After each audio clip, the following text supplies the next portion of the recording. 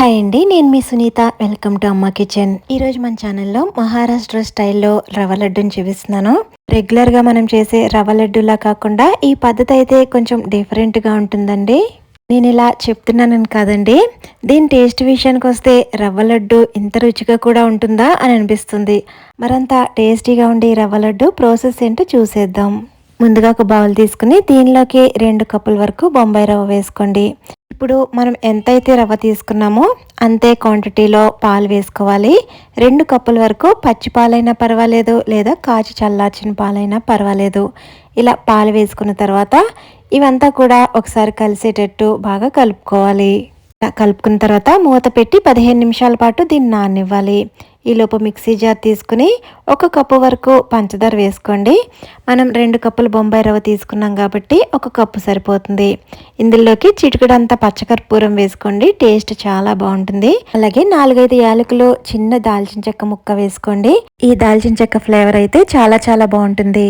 ఇప్పుడు ఇదంతా కూడా మెత్తని పౌడర్ కింద గ్రైండ్ చేసుకోవాలి. చూస్తున్నారు కదా, ఈ విధంగా అన్నీ కూడా మెత్తగా అయ్యేటట్లు గ్రైండ్ చేసుకుని దీన్ని రెడీగా పక్కన పెట్టి ఉంచండి. ఒక స్టవ్ మీద ప్యాన్ పెట్టుకుని 4-5 టేబుల్ స్పూన్ల వరకు నెయ్యి వేసుకోండి. ఇందులోకి 3-4 టేబుల్ స్పూన్ల వరకు జీడిపప్పు వేసుకుని లో ఫ్లేమ్లో ఈ జీడిపప్పుని దోరగా వేపించుకోవాలి. ఈ జీడిపప్పు ఇక్కడ చూపిస్తున్నట్టు దోరగా వేగిన తర్వాత మరో 3-4 టేబుల్ స్పూన్ల వరకు కిస్మిస్ కూడా వేసుకోండి. కిస్మిస్ కూడా వేసుకున్న తర్వాత ఈ డ్రై ఫ్రూట్స్ని లో ఫ్లేమ్లో మంచి కలర్ వచ్చేంత వరకు కూడా వేపించుకోండి. చూస్తున్నారు కదా, ఇలా బంగారపు రంగు రాగానే వీటిని తీసి వేరొక ప్లేట్లో వేసుకోండి. మనం రవ్వని నానబెట్టుకున్నాం కదా, అది ఒకసారి చూద్దాము. చూడండి, పాలల్లో రవ్వ చక్కగా నాని ఇలా గట్టిగా అవుతుంది. పాలని బాగా పీల్చుకుని ఇలా సాఫ్ట్ అయిన ఈ రవ్వని మనం ఏదైతే డ్రై ఫ్రూట్స్ వేపించుకున్న ప్యాన్ లో మరో 3 టేబుల్ స్పూన్స్ వరకు నెయ్యి వేసుకుని ఈ రవ్వనంతటిని కూడా దీనిలో వేసుకోవాలి. ఈ రవ్వని లో ఫ్లేమ్ లో ఇక్కడ చూపిస్తున్నట్టు కంటిన్యూస్ గా తిప్పుకుంటూ వేపించుకోవాలి. మనం వేసిన 4-5 నిమిషాలకి ఇక్కడ చూపిస్తున్నట్టు రవ్వ ఈ మాత్రం గట్టి పడుతుంది.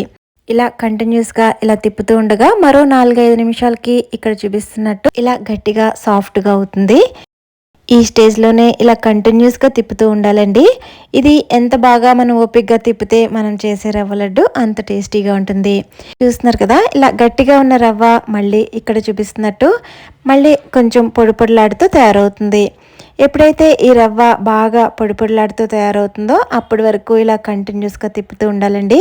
ఇలా తిప్పగా మనం వేసిన నెయ్యి ఉంది కదా, దానితో ఇది ఇంకా సాఫ్ట్గా తయారవుతుంది.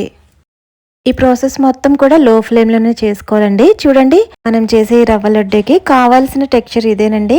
ఇలా సాఫ్ట్గా పొడి పొడిలాడుతూ రవ్వ ఉండాలి. ఇప్పుడు ఇంకా స్టవ్ ఆఫ్ చేసేసి ప్యాన్ని స్టవ్ మించి తీసేయండి. ఇది స్టవ్ మించి తీసాక కూడా కొంచెం సేపు కలుపుతూ ఉండాలి. ఇది వేడి మీద ఉండగానే మనం ఆల్రెడీ మిక్సీ పట్టుకున్న పంచదార పొడి ఉంది కదా, దాన్ని మొత్తం దీంట్లో వేసుకుని ఈ పంచదార పొడి ఇలా వేడిగా ఉండగానే రవ్వలో పూర్తిగా కలిసేటట్టు కలుపుకోవాలి. అలాగే మనం వేపించుకున్న డ్రై ఫ్రూట్స్ కూడా ఉన్నాయి కదా, అవి కూడా దీంట్లోకి యాడ్ చేసుకోండి. ఇప్పుడు ఈ డ్రై ఫ్రూట్స్ కూడా బాగా కలిసేటట్టు ఇలా కలుపుకున్న తర్వాత మనం చేతికి తాగగలిగే వేడిగా ఉన్నప్పుడే ఇలా లడ్డూల్లాగా చుట్టుకోవాలి. ఇక్కడ మనకు కావాల్సిన సైజులో ఈ పిండిని తీసుకుని అక్కడక్కడ ఈ గార్నిషింగ్ కోసం కిస్మిస్ని, బాదంని ఇలా పెట్టుకుంటూ లడ్డూలా చుట్టుకోండి. చూస్తుంటేనే చాలా సాఫ్ట్గా జ్యూసీగా ఉంది కదా, ఇంకా తింటే దీని రుచి ఇంకా చెప్పనవసరం లేదండి. చాలా చాలా టేస్టీగా ఉంది. ఇదే మాదిరిగా మొత్తం అంతా కూడా కావాల్సిన సైజుల్లో లడ్డూల్లా చుట్టుకోవడమే. ఈ రెసిపీ నెల రోజుల పాటు ఏమాత్రం పాడవకుండా ఉంటుంది. ఎందుకంటే మనం ఇక్కడెక్కడా కూడా వాటర్ కంటెంట్ అనేది లేకుండా చేసాము. అలాగే చాలాసేపు రవ్వని బాగా వేపించిన వలన చాలా రోజులు ఫ్రిడ్జ్ లేకపోయినా కూడా స్టోర్ ఉంటుందండి. నేను మీకోసం ఇక్కడ ఒకటి విరిపి చూపిస్తాను. ఎంత సాఫ్ట్గా జ్యూసీగా ఉందంటే నోట్లో వేసుకోగానే అసలు వెన్నలా కరిగిపోతుంది.